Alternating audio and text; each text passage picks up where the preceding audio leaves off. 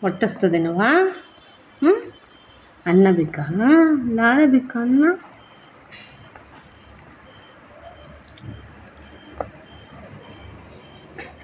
ನಿದ್ದೆ ಬತ್ತಾದೇನೆ. ಓ, ಚಾಕಾಗ್ಬಿಟ್ಟವಳೆ ಬೆಳಗ್ಗೆ ಕೆಲಸ ಮಾಡಿ